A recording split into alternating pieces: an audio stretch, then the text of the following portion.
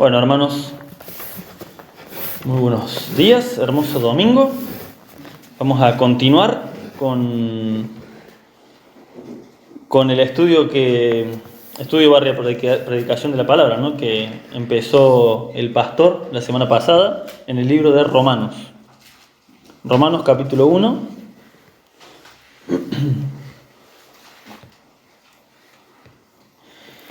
El pastor estuvo desarrollando el versículo 1 y 2 del capítulo 1 y hoy vamos a desarrollar solamente el versículo 3 y 4. Este estudio va a llevar tiempo, va a llevar muchos domingos sin duda, porque es tremenda la carta a los romanos. Vamos a leer desde el versículo 1 para poder hilar todo junto hasta el versículo 4. Dice así: Pablo, siervo de Jesucristo, llamado a ser apóstol, apartado para el evangelio de Dios, que él había prometido antes por sus profetas en las Santas Escrituras, acerca de su Hijo, nuestro Señor Jesucristo, que era del linaje de David según la carne, que fue declarado Hijo de Dios con poder, según el Espíritu de Santidad, por la resurrección de entre los muertos. Amén, a la palabra del Señor. Bueno, como les decía, el domingo pasado el pastor comenzó esta carta y estuve informándome, aparte ya había estudiado hace un tiempo el tema de la carta de Romanos. Hay quienes dicen, dentro del ámbito cristiano, ¿no? Obviamente, que la carta a los romanos es la carta más grande jamás escrita. Recordemos que esto carta a los romanos no es un libro. No es un libro de enseñanzas, de teoría bíblica. No, es una carta. Literalmente es el apóstol Pablo escribiendo una carta a la iglesia que estaba en Roma. Pero cuando vemos cuántos capítulos tiene exactamente, para no errarle, 16 capítulos. Bastante larguitos cada uno de ellos, ¿no? 16 capítulos en una sola carta, que nosotros los vamos a ir analizando versículo a versículo, pero que los hermanos al principio cuando recibieron la carta la leyeron de una sola tirada, ¿no? Y así fue pasando los años y las iglesias se iba pasando esta carta y tiene tanto fundamento bíblico la carta, tiene tanta palabra de Dios que básicamente fue parte de la fundación de la iglesia primitiva.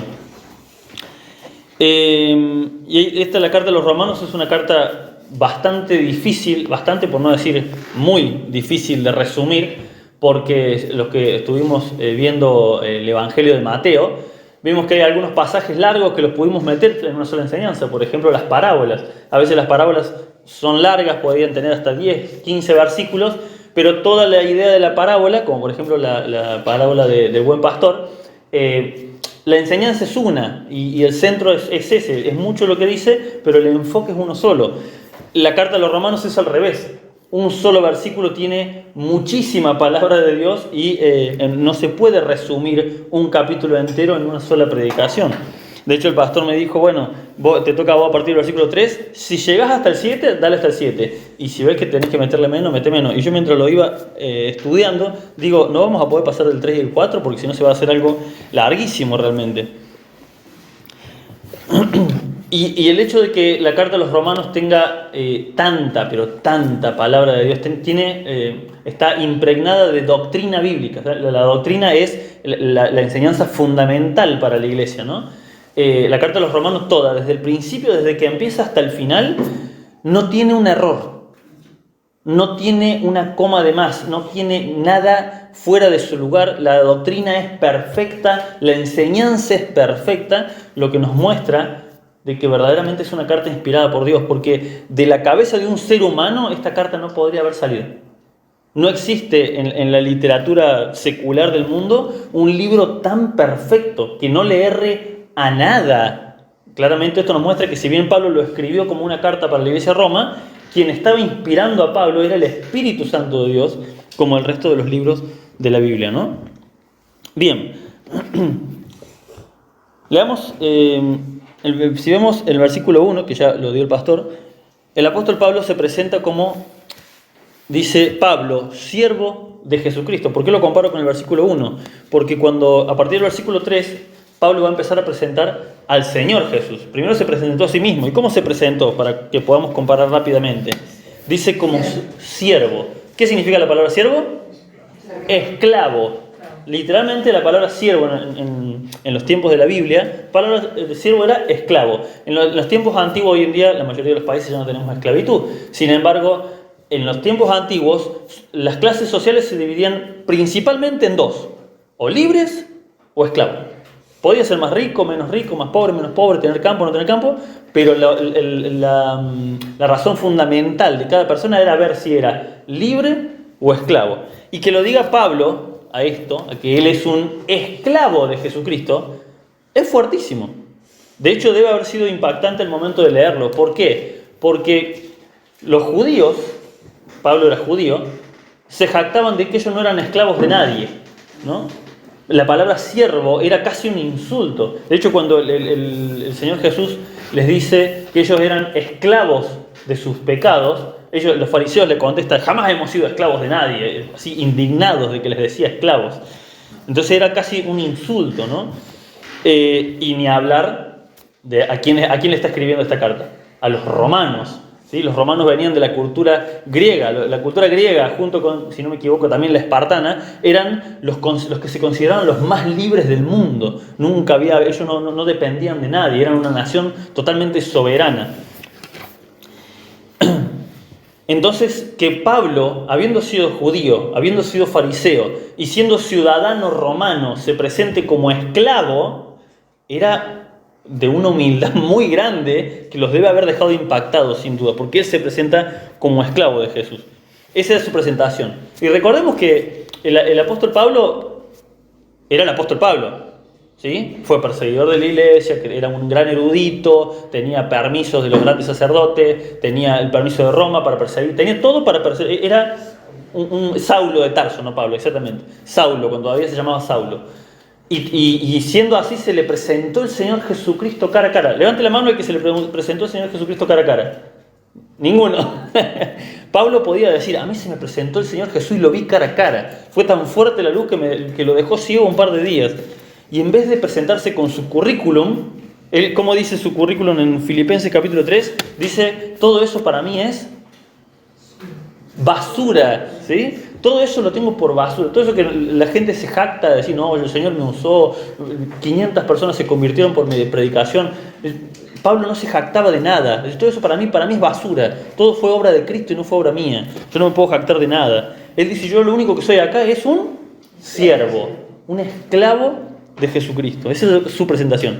Ahora, a partir del versículo 3, empieza a presentar al que verdaderamente importa. Fíjense lo que dice el versículo 3. Versículo 1 dice: Pablo, siervo de Jesucristo, llamado a ser apóstol, apartado para el evangelio de Dios. ¿Sí? Acá cuando dice Dios, se está refiriendo a Dios el Padre. ¿Por qué? Porque en el versículo 3 dice acerca de su Hijo, el Hijo de Dios, ¿no? Nuestro Señor Jesucristo. Acá cuando dice acerca de, está diciendo: de esto se va a tratar esta carta. La carta está empezando así: yo soy Pablo, esclavo del Señor Jesucristo, apartado para el evangelio de Dios, dice, y les voy a hablar acerca de el Hijo de Dios, nuestro Señor Jesucristo. Fíjense, dice que era, y aclara, el Señor Jesús era del linaje de David según la carne. Los que, no sé si quedan algunos o si algunos recuerdan, sé que hay algunos que sí, pero cuando empezamos hace mucho tiempo el estudio de Mateo, capítulo 1, versículo 1, la primera enseñanza fue, si mal no recuerdo, fue un domingo, y me quedó en la cabeza porque cuando el Mateo 1, del 1 al 17, si mal no recuerdo, dice, es toda la genealogía de Jesucristo desde Abraham hasta Jesús, ¿no? Es un pasaje bastante largo y tedioso de leer, y me quedó en la memoria esa primera enseñanza, porque cuando terminó la predicación, que fue un día domingo, viene Guillermo Tardi, que estaba en ese momento acá, y me dice: te juro que cuando empezaste a leer yo dije: ¿de qué va a hablar este tipo que solamente está diciendo la genealogía? ¿De por qué lado va a ir? Y él me decía que bueno que Dios dio palabra para esos versículos, porque dice: yo no lo habría sabido con cara, porque eran pura genealogía nada más. Y me quedó en la cabeza por eso, ¿no?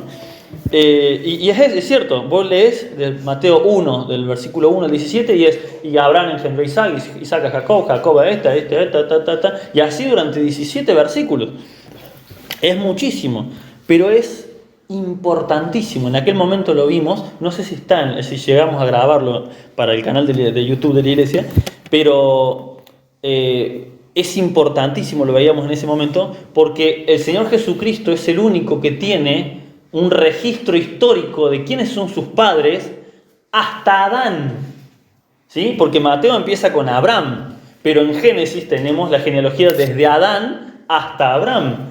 Es el único que puede llevar su genealogía hasta el principio para mostrar efectivamente Dios creó al mundo, Dios creó al hombre y de ahí venimos todos nosotros. ¿Y por qué era importante esta genealogía? Porque es importante que la sepamos, no que la conozcamos nombre por nombre, pero sí que sepamos este detalle y por qué les aclara esto, lo más importante, ¿no? ¿Por qué les aclara a los romanos acerca de que Jesús era del linaje de David? Por dos cosas muy importantes. Porque era una promesa de Dios, ¿sí? Lo cual nos muestra que Dios es fiel y verdadero. Él prometió, ¿sí? Y Él cumplió. ¿A quién fue que le prometió que por medio de Él todas las naciones de la tierra iban a ser benditas? A Abraham, exactamente. El primero que le dio la promesa de que iba a venir uno que iba a bendecir a todas las familias de la tierra fue Abraham. En ti serán benditas todas las familias de la tierra. Y luego se la da la promesa al rey David. Le dice, de tu casa, de tu linaje, va a salir uno que va a ser el Mesías. No con esas palabras exactamente, pero el pueblo de Israel lo entendía así. De hecho, estaban esperando a alguien de la casa de David. ¿Quién era este que venía de la casa de David? Sí, pero ¿por medio de quién recibió este apellido, este linaje? Por medio de José, porque Jesús nació en realidad de María, pero José al adoptarlo, al decir, sí, está bien, yo lo tomo como mi hijo, él estaba dándole en adopción, ¿sí? Hoy en día conocemos apellidos, pero en aquel momento era linajes, su familia, ¿sí? Porque obviamente Jesús no podía nacer de un hombre, ¿sí? Pecador, por eso fue nacido por medio de la Virgen, por medio de la concepción del Espíritu Santo. Pero era importante que entendieran que el linaje era válido. Fíjense que dice, según la carne, según nacimiento de hombre a hombre. Y esto es importantísimo por un segundo motivo, porque Dios es justo, no solamente es fiel y verdadero, sino que es justo. Vamos a 1 Corintios, capítulo 15. Miren lo que dice este pasaje.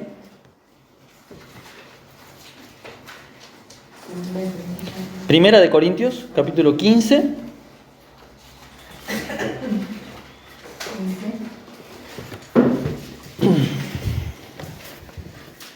Versículo 21. Vamos a leer desde el 20. Dice, mas ahora Cristo ha resucitado de los muertos, primicia de los que durmieron es hecho, porque por cuanto la muerte entró por un hombre, ¿por medio de quién entró la muerte o el pecado al mundo? De Adán. Por eso se refiere a un hombre. Dice, porque por cuanto la muerte entró por un hombre, o sea, entró al mundo, se refiere, también por un hombre la resurrección de los muertos. Me gustó que en la reflexión el pastor hizo esta aclaración, ¿no? Jesucristo era, y esto es una doctrina fundamental, era hombre sin dejar de ser Dios. No era medio hombre y medio Dios, era 100% hombre y 100% Dios. Y este es el motivo importante de este linaje, de que entendieran los romanos y nosotros, de que Jesucristo era hombre. Mientras estuvo en la tierra, mientras hizo su ministerio, era hombre. ¿Vieron que dice Jesucristo hombre? ¿Por qué esa aclaración? ¿Qué está diciendo? ¿Que no era Dios? No. Está tratando de que se nos grabe en la cabeza de que mientras vivió en la tierra, todas las tentaciones que sufrió, todas las pruebas que tuvo, fueron pruebas como las que vivimos nosotros. Fíjense lo que dice Hebreos capítulo 4. Pasaje conocidísimo, pero muy importante para recordarlo siempre. Hebreos capítulo 4, versículo 15.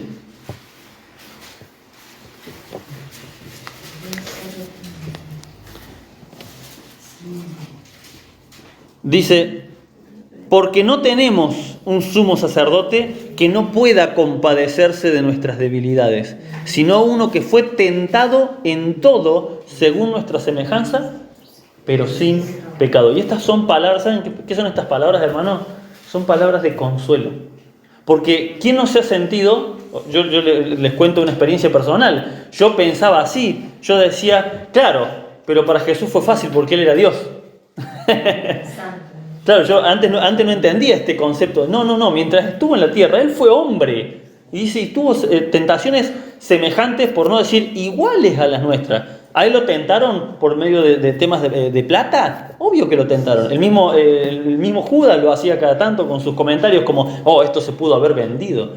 ¿Ustedes creen que el Señor Jesús no fue tentado para ser glorificado ante los hombres?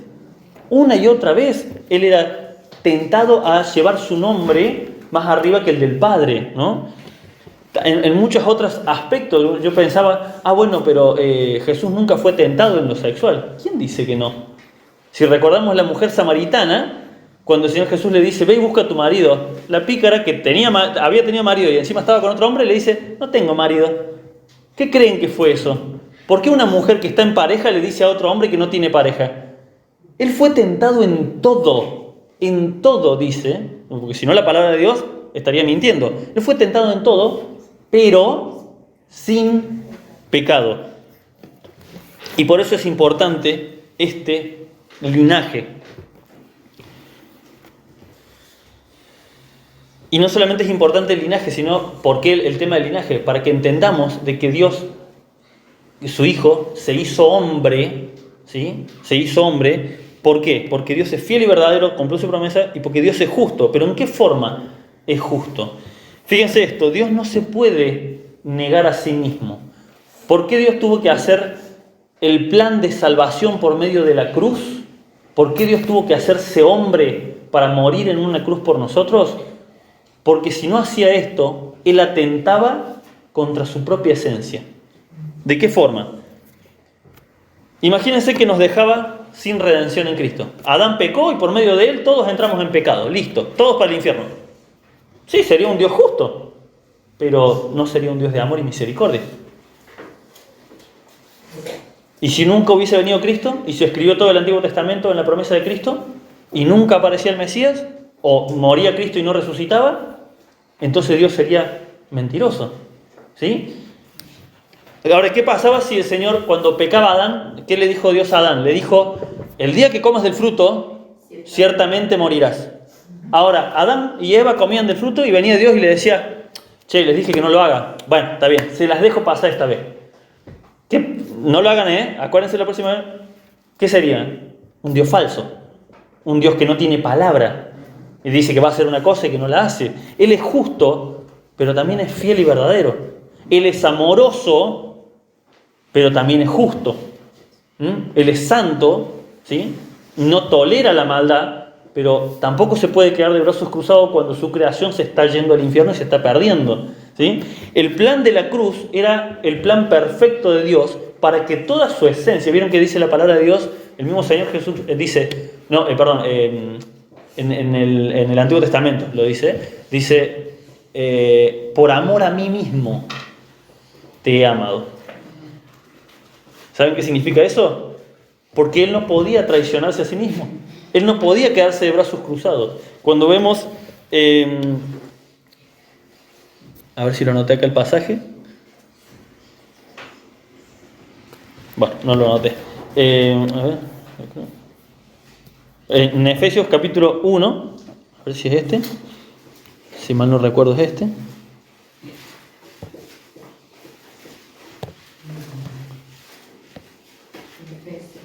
Sí. Efesios capítulo 1, versículo 4. Dice, según nos escogió en Él, o sea, en Jesucristo, en Él antes de la fundación del mundo. ¿Cómo es que antes de la fundación del mundo? Este plan no fue un plan improvisado. Desde antes que Dios creara el mundo, Dios ya sabía que el hombre iba a pecar y tuvo que preparar este plan de salvación de antemano. Dios no es un improvisado, no es que Adán pecó y dijo, uy, ¿ahora qué hago? Bueno, vamos a ir poniendo lo de los animales que vayan sacrificando y después se me va a ocurrir algo y después se le ocurrió lo de Jesús. No, de antes de la fundación del mundo, Él ya tenía este plan. Voy a crear al hombre y como Él ya sabía todo, lamentablemente va a pecar. Necesito un plan de salvación. Y ahí es donde el Señor Jesucristo, en la Santa Trinidad, había un predicador que decía, en ese momento de conversación entre Padre, Hijo y Espíritu Santo antes de la creación del mundo, Jesús dijo, Padre, yo voy, yo me entrego por ellos. Es una historia ficticia, pero como para que entendamos, ¿no? Mateo capítulo 26, versículo 39.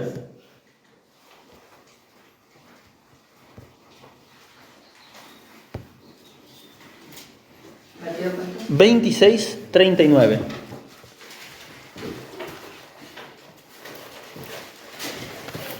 Fíjense, en el momento más terrible cuando Jesús estaba exponiendo su mayor humanidad, es este pasaje. Fíjense, dice, yendo un poco adelante, acá es cuando, antes de la cruz, ¿no? Cuando estaba orando en Getsemaní, dice, yendo un poco adelante, se postró sobre su rostro, orando y diciendo, Padre mío, si es posible, pase de mí esta copa.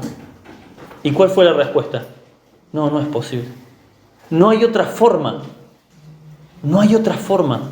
Este es el único camino para que la santidad de Dios quedara perfectamente equilibrada con la justicia de Dios, con el amor de Dios, con la misericordia, que todos sus atributos no choquen entre sí. No había otra forma. No nos podía perdonar sin más, ni nos podía castigar sin más. Tenía que hacer este plan el Señor para que su esencia quede satisfecha. Fíjense que dice en un salmo, no recuerdo porque me estoy acordando en este momento, no sé cuál es, pero hay un salmo que dice, verá el fruto, está hablando del futuro, verá el fruto de la aflicción de su alma y quedará satisfecho. El Señor Jesús, en aquel día, en el juicio final, cuando ya esté todo concluido, Él va a ver todo lo que sufrió, y va a ver todo lo que causó en el mundo y va a decir, y dice, y quedará satisfecho. Por amor a mí mismo, dice Dios, porque Él no puede negarse a sí mismo, es que Él nos ama a nosotros. Versículo 4, volamos a Romanos, capítulo 1. Vamos a leer rápido para hilarlo, porque no me gusta, si no queda muy cortado, desde el 1. Pablo, siervo de Jesucristo, llamado a ser apóstol, apartado para el Evangelio de Dios, que Él había prometido antes por sus profetas en las Santas Escrituras, acerca de su Hijo, nuestro Señor Jesucristo, que era del linaje de David según la carne. Ahora entendimos por qué esta aclaración. Versículo 4. Que fue declarado Hijo de Dios. Fíjense que dice que fue declarado. ¿Sí? No alcanzaba con que Él diga yo soy el Hijo de Dios. Había alguien que tenía que declarar que Él era el Hijo de Dios. ¿Quién era? Dice que fue declarado Hijo de Dios con poder según el Espíritu Santo, el Espíritu de santidad.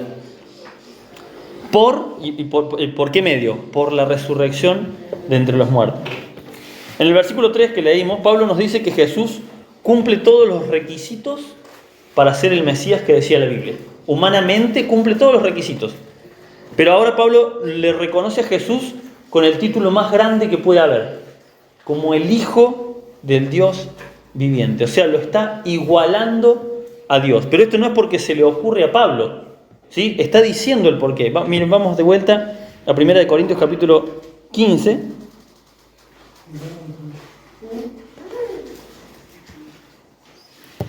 Primero de Corintios 15.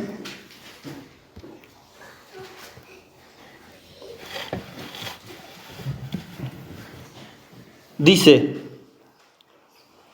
versículo 13. 1 Corintios 15, 13 dice, porque si no hay resurrección de muertos, tampoco Cristo resucitó. Y si Cristo no resucitó, vana es entonces nuestra predicación, vana es también vuestra fe. Y somos hallados falsos testigos de Dios, porque hemos testificado de Dios que Él resucitó a Cristo, el cual no resucitó, si en verdad los muertos no resucitan. Acá esta aclaración la hace Pablo porque algunos estaban diciendo que Jesús murió y quedó ahí nomás, y nunca resucitó, ¿no? Pero esto sería un sacrificio incompleto. Versículo 16. Porque si los muertos no resucitan, tampoco Cristo resucitó. Y si Cristo no resucita, vuestra fe es vana y aún estáis en vuestros delitos y pecados. Y más adelante dice, pero obviamente Cristo sí resucitó. ¿Por qué hace esta aclaración Pablo a los corintios? Porque había empezado a circular esta idea de que, bueno, sí, Jesús murió, pero quedó ahí nomás. La resurrección a algunos les sonaba un poco fantástico y no lo querían creer. Pero ¿cuál es el problema? que había demasiados testigos de la resurrección de Cristo. ¿Sí? Sabían que la resurrección de Jesús es uno de los hechos históricos más registrados de la historia de la humanidad. Hay registro de Jesús antes de la cruz y hay cientos, si no miles, de registros de personas que dijeron ver a Jesús después de la resurrección.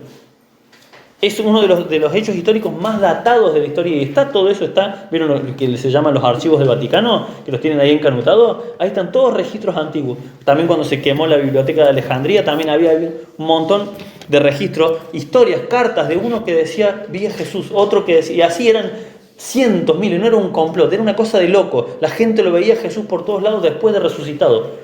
Fue una cosa impresionante realmente. Como les decía, Pablo primero lo presenta a Jesús como el Mesías según la ley, según la carne, según el linaje, cumplía todos los requisitos.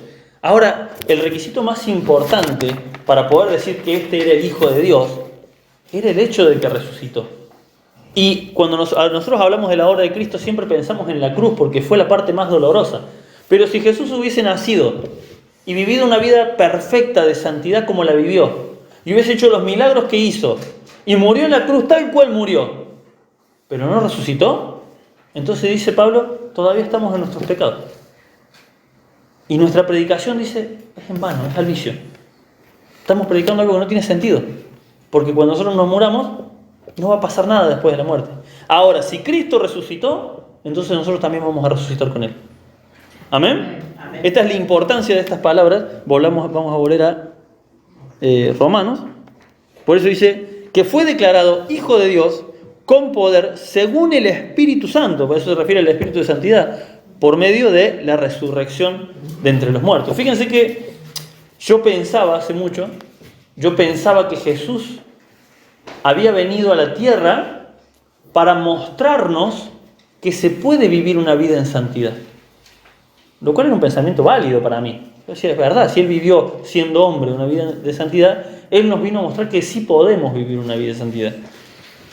Luego me encuentro con Juan, capítulo 15, versículo 5, y el Señor Jesús nos dice, separado de mí no podés hacer nada. No es que Él vino a mostrarnos que sí se puede vivir una vida de santidad. Él vino a mostrarnos que no podíamos. No había forma, no había un solo hombre que podía vivir una vida en santidad, morir y resucitar por sus propios medios. Jesús, cuando se entrega en la cruz, dice, no tengan miedo, nadie me quita la vida. Yo tengo el poder de entregar mi vida y después de tomarla de vuelta, no se preocupen. Él les estaba diciendo, yo soy Dios.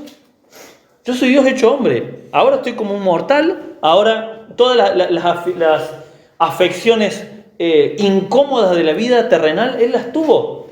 Les cuento un secreto, Jesús iba al baño. ¿Sabían ustedes? Así de humano era. Transpiraba cuando tenía que levantar cosas pesadas, cuando tenía que trabajar, caminar.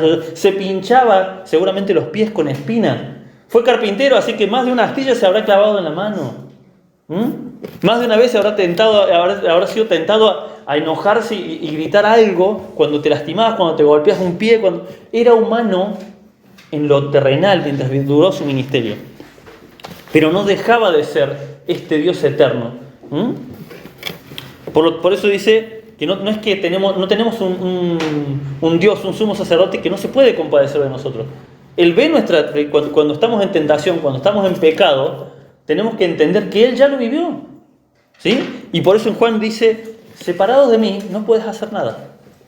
No creas que vas a poder por tus propios méritos. No es que no intentemos, no estoy diciendo, como soy pecador y ya lo hizo Dios, no tengo que hacer nada. No. Es precisamente en mí, dice el Señor Jesucristo, en mí todo lo podés.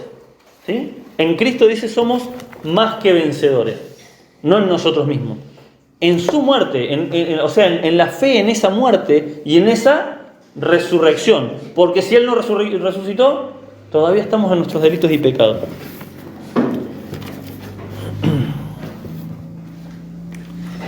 Dios se tuvo que hacer hombre para hacer lo que ninguno de nosotros podía hacer. Fíjense esto, la vida, la muerte y la resurrección de Jesús, ¿saben qué son? Son la ópera magna, la obra maestra del Dios eterno. Si Dios no hacía este plan, como les decía, por medio de este plan queda en perfecta paz y armonía su santidad, su perfección, su justicia, quedan en paz con el hombre y queda en paz consigo mismo. Si Él cambiara una de estas cosas, no sería Dios. Si Él no cumpliera una de estas cosas, no sería Dios. Y esto me encanta porque me hace pensar muchas veces cuando decís, ¿por qué sigo a Cristo? ¿Por qué sigo a Cristo? ¿Por qué no peco? ¿Por qué trato, al menos? ¿Por qué intento no pecar? Porque Él es digno. Esa es la única respuesta. Para su gloria, porque Él es digno, porque Dios se lo merece. No es para alcanzar la salvación, ya la tengo la salvación en Cristo. Pero ¿por qué tengo que vivir una vida de santidad? Porque Él se merece toda la gloria. Porque hizo todo lo que hizo para mí, siendo que soy una porquería que podría haberme dejado ahí tirado en el mundo, en drogas, en alcohol, en prostitución, en toda la porquería que tiene este mundo, y sin embargo me extendió la mano y me rescató. Él es digno, lo único que puedo hacer es tratar de vivir una vida lo más santa posible hasta que Él me encuentre. Porque no voy a poder por mi fuerza ser santo. Estos votos de castidad que hacen algunas religiones, que no voy a tocar mujer, que no voy a ver mujer, no tiene sentido. La naturaleza está ahí, por eso Dios implementó el matrimonio. No, que no voy a salir, no voy a mirar nada. Unos monjes se encerraban para no ver el ¿Y cómo le predicas al mundo? No tiene sentido. Lamentablemente nos vamos a tener que ensuciar los pies. Este era el simbolismo detrás, cuando el Señor Jesucristo les lava los pies a sus discípulos, ¿no? Y Pedro le dice, no, bueno, no me vas a lavar, ¿no? Y le dice, si no te lavo los pies, no podés participar. Bueno, entonces lavame entero. Y Jesús le dice, ya estás limpio. Ya creíste en mí, ya estás limpio, pero lamentablemente en este mundo vamos a caminar en el barro del pecado y nos vamos a ensuciar, hermano. No porque lo queramos, vamos a ver lo que no debemos ver, vamos a desear lo que no queremos desear, ¿sí? Pero lo importante para ver si somos hijos de Dios es que nos duela, es ver esa batalla. Si yo no, bueno, sí, lo hice, ya está, el Señor me perdona, y no me duele, es porque no hay una batalla. Pero si hay una batalla dentro mío, entre el espíritu y la carne, ¿sí? Entonces soy hijo de Dios. Si verdaderamente me dolió pecar, entonces estoy haciendo digno este sacrificio de Cristo. Nunca, siempre lo decimos, Señora, ayúdanos a hacer lo más dignamente posible, porque nunca vamos a ser dignos de semejante sacrificio. Lo vamos a intentar con todos nuestros medios. Y lo debemos intentar por todos nuestros medios. Debemos esforzarnos hasta el último día, como dice Pablo, correr la batalla como si fuera a ganarla. No le voy a ganar ni a palo a la batalla. No voy a ganar la carrera. ¿Sí? Estoy corriendo al lado de Usain Bolt. No hay forma que lo alcance al negrito. No hay forma, es muy rápido Usain Bolt. Pero yo voy a correr como si fuera a ganar la batalla. Como si fuera a ganarle la carrera. Voy a pelear la batalla. También da el ejemplo del que pelea en el estadio.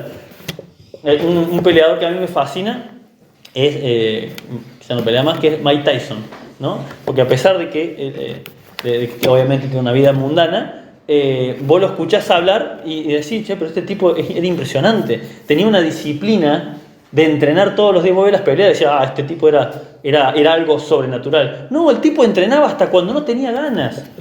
Tyson dice, la disciplina es hacer lo que tenés que hacer cuando tenés que hacerlo, aunque no tengas ni la más mínima gana de hacerlo.